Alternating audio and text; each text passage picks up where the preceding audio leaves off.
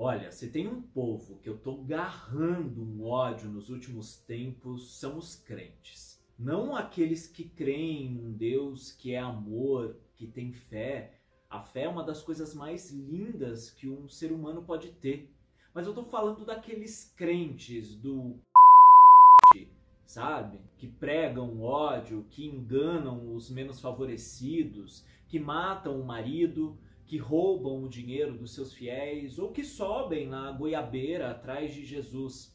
Ou pior, que pregam a desinformação e o preconceito e em nada ajudam a construir um país mais humano, mais diverso e igualitário. Recentemente, uma cantora gospel, pastora, membro de uma das igrejas que mais arrecadam dinheiro no país e não pagam nem um centavo de imposto, chamada Ana Paula Valadão, apareceu nas redes sociais em um vídeo destilando ignorância e preconceito. Dá uma olhadinha.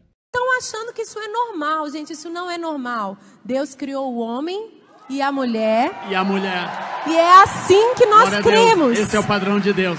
A qualquer outra opção sexual é uma escolha do livre-arbítrio do ser humano.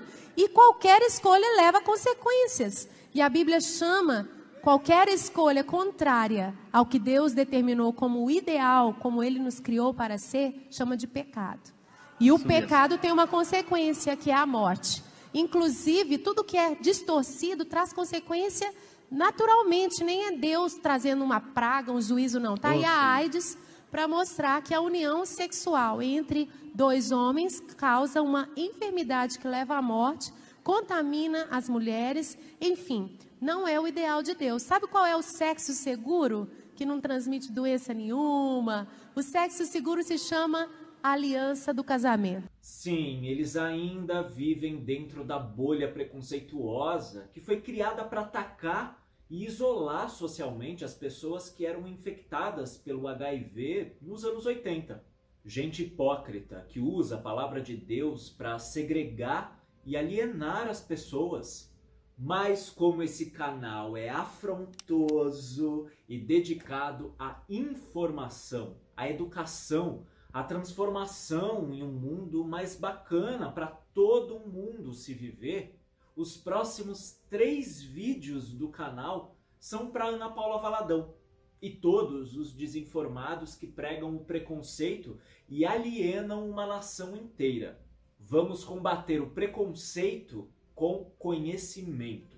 O estigma, a discriminação e a desinformação estão entre os principais obstáculos para a prevenção, tratamento e cuidados em relação ao HIV. Mas antes de começar, não se esqueça de se inscrever no canal, ativar as notificações e dar o seu like no vídeo. E compartilhe esse conteúdo. É importante a gente furar as nossas bolhas e levar informação para o maior número de pessoas. Para começar, vamos entender a história da AIDS numa breve linha do tempo e alguns dados estatísticos sobre o vírus, hoje, em pleno 2020.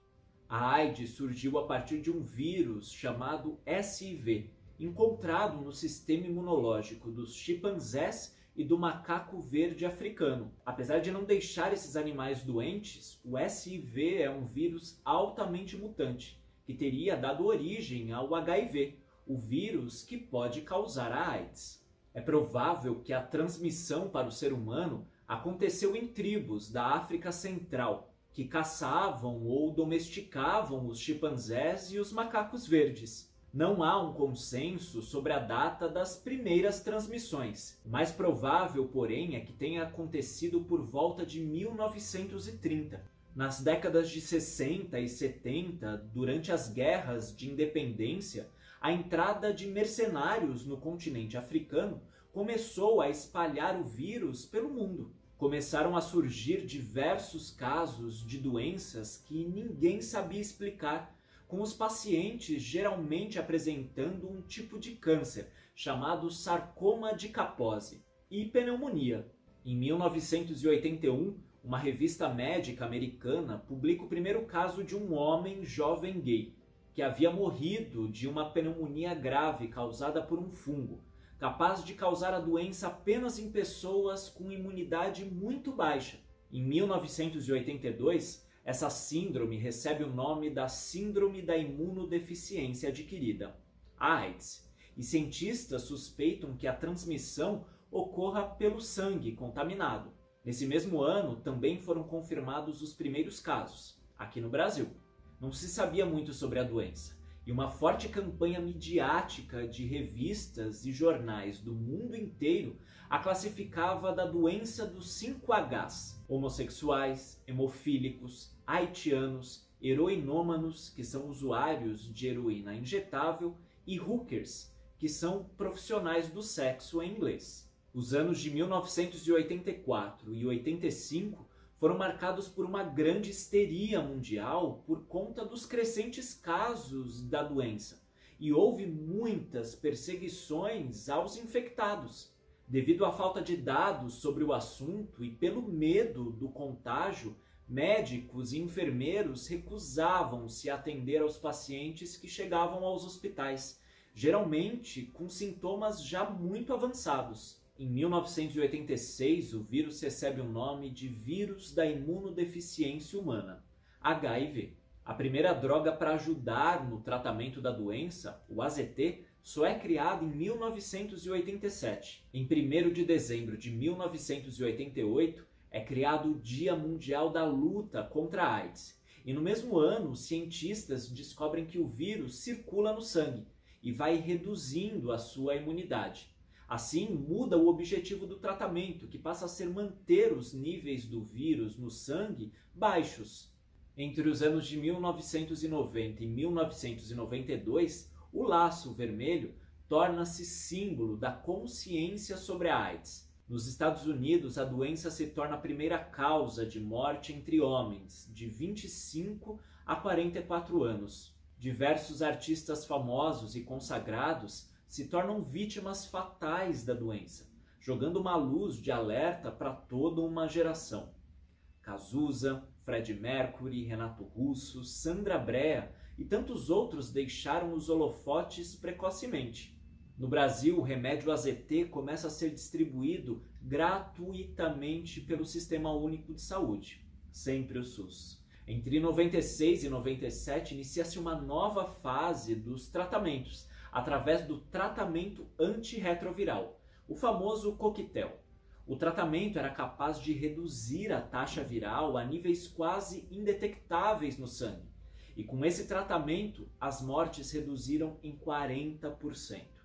Mas, mesmo assim, no início dos anos 2000, a AIDS virou a maior causa de mortes no mundo de pessoas entre 15 e 59 anos, puxado pela alta mortalidade que ocorria no continente africano, devido à falta de políticas públicas voltadas à saúde da população.